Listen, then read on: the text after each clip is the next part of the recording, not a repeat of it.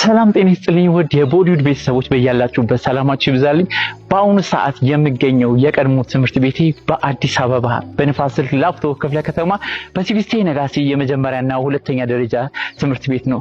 የተገኘውበትም ዓላማ የቀድሞ ትምህርት ቤትም አንድም ለማስታወስ፣ ሁለተኛው ደግሞ የቦሊውዷ ንግስት የቦሊውዷ ፈርጥ እንዲሁም የሆሊውድ በአሁኑ ሰዓት ከፍተኛ ተከፋይ ሞዴል ድምጻዊ እንዲሁም ዳይሬክተር ፕሮዲዩሰር የዓለም ተጽዕኖ ፈጣሪ በትልልቅ ዩኒቨርሲቲዎችና ትልልቅ ተቋማቶች ላይ ወጣቶችንም ታነሳሳለች፣ ማነቃቂያ ትምህርቶችንም ትሰጣለች።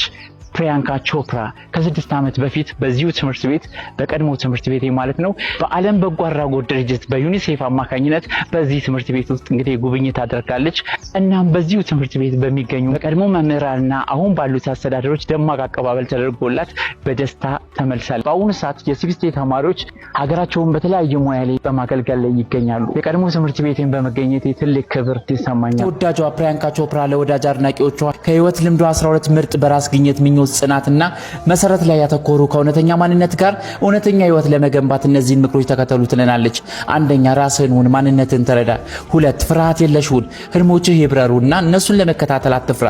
3 መቼም አልደረስክም፣ ለማደግና አዳዲስ እድሎችን ለማሰስ ሁልጊዜም እድሎች አሉ። 4 ለዓላማህ ስግብግብ ሁን፣ ለግቦችህ ራብተኛ ሁን፣ እናም በሌሎች መመዘኛዎች አትኑር። 5 አትደራደር፣ በህልሞችህ ላይ አትቆም ወይ ማንም ሰው መንገድን እንዲመራህ አትፍቀድ። 6 ወድቀህ ተነስ፣ ውድቀቶችን ተንተን ከነሱ ተማር፣ ውድቀትን እንደ የመማር እድል ተቀበልና ተነስ። 7 ደፋር ሁን፣ እምቅ ችሎታን ለማዳበርና ለማሳካት ከምቾት ዞን ወጥተህ ኃላፊነት ውሰድ። 8 ከትክክለኛ ሰዎች ጋር ሁን፣ በሚከዱ ሳይሆን በሚደግፉና በሚያበረታቱ ሰዎች ራስን ክበብ። 9 ሁሉንም ማስደሰት አይቻልም፣ ሁሉም ካንተ ጋር እንደማይስማሙ ወይም እንደማይወዱህ ተቀበል።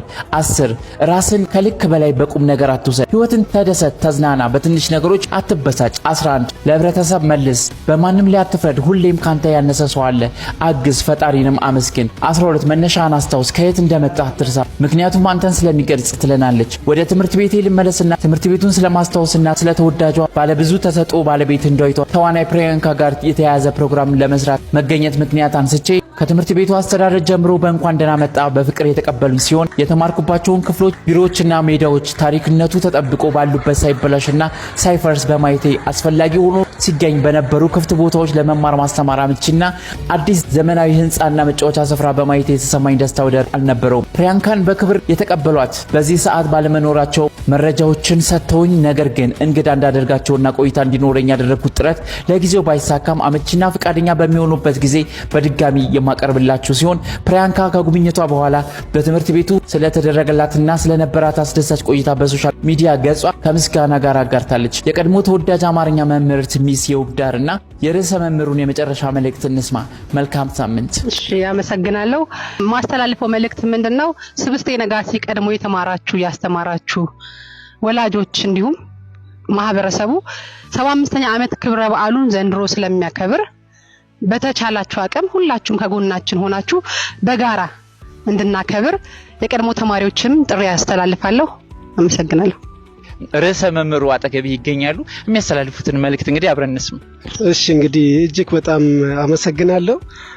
ይሄ እድል ስለተገኘ በጣም ደስ ብሎኛል።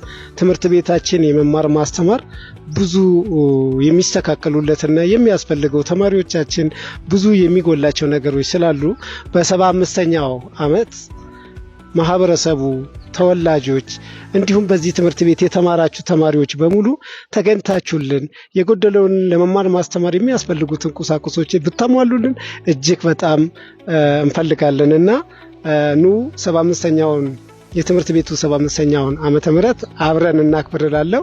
አመሰግናለሁ። 75ኛ ዓመቱን እንግዲህ ሲያከብር ሁላችንም ተሰብስበን በድምቀት የምናከብረው ይሆናል። ትዝታችንን በዚህ አጋጣሚ የምንመልስበት ይሆናል። አስተማሪዎችን የምንገናኝበት፣ ትዝታችንን የምንጫወትበት መልካም አጋጣሚ ነው።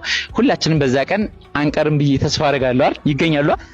የሚቀር ተማሪ ማንም የለም። የቀድሞ ተማሪዎች፣ የዘጠናዎቹ ተማሪዎች ከዛም በፊት የተማራችሁ ሲቪስቴ ላይ የሲቪስቴን 75ኛ ዓመት በዓልን ማክበር ኃላፊነት ስላለብን ሁላችሁም እንድትገኙልን እናሳስባለን።